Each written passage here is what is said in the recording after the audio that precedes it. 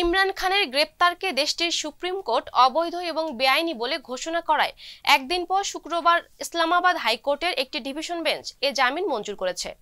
এর আগে মঙ্গলবার 9 মে ইমরান খানের গ্রেপ্তারের পর দেশজুড়ে পিটিআই এর কর্মী সমর্থকদের সঙ্গে নিরাপত্তা বাহিনীর মধ্যে রক্তক্ষয়ী সংঘর্ষ হয়। তবে মুক্তির ঘোষণার পর পরিস্থিতি স্বাভাবিক হতে থাকে। একটি ডেস্ক রিপোর্ট।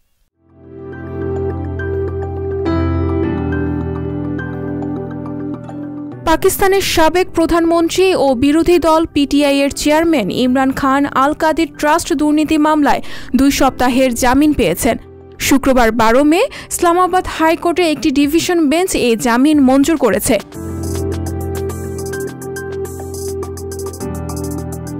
ইমরানের গ্রেফতারকে দেশটির সুপ্রিম কোর্ট অবৈধ এবং বেআইনি বলে ঘোষণা করার একদিন পরে ইসলামাবাদ হাইকোর্ট এই আদেশ দিল।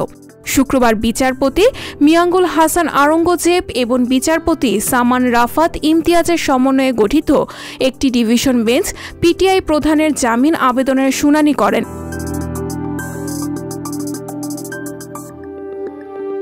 ইমরানের আইনজীবীরা জামিন আবেদনের সঙ্গে 4টি অতিরিক্ত আবেদনও দাখিল করেছেন।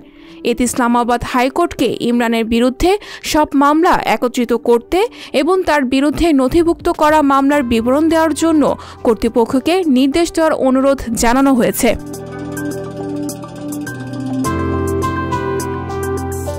এর আগে মঙ্গলবার 9 মে ইমরান খানের গ্রেফতারের পর দেশজুড়ে পিটিআই এর কর্মী সমর্থকদের সঙ্গে নিরাপত্তা বাহিনীর সংঘর্ষ হয়।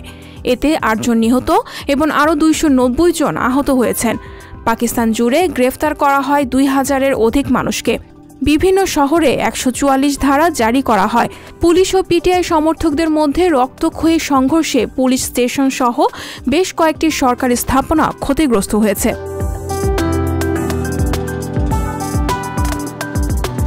পরিস্থিতি নিয়ন্ত্রণে আনতে দেশটির সরকার খাইবার পাখতুনখাওয়া, পাঞ্জাব, বেলুচিস্তান এবং ইসলামাবাদে সেনাবাহিনী মোতায়েন করেছে। এদিকে ইমরানকে গ্রেফতারের পর পাকিস্তান জুড়ে বিক্ষোভকে বিশৃঙ্খলা হিসেবে উল্লেখ করে মঙ্গলবার 9 মেকে অন্ধকার অধ্যায় হিসেবে অভিহিত করেছে দেশটির সেনাবাহিনী। তারা বলেছে, ইতিহাসের দিনটি অন্ধকার অধ্যায়। রাষ্ট্রের সম্পত্তিতে আবারও হামলা হলে প্রতিবাদকারীদের চরম জবাব দেওয়া হবে বলে সতর্ক করেছে তারা।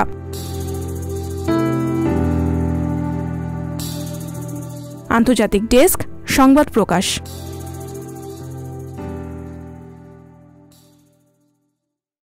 সংবাদ, ফিচার ও অনুষ্ঠানের জন্য ভিজিট করুন সংবাদ প্রকাশের ওয়েবসাইট এবং যুক্ত থাকুন ফেসবুক পেজ ও ইউটিউব চ্যানেলের সঙ্গে।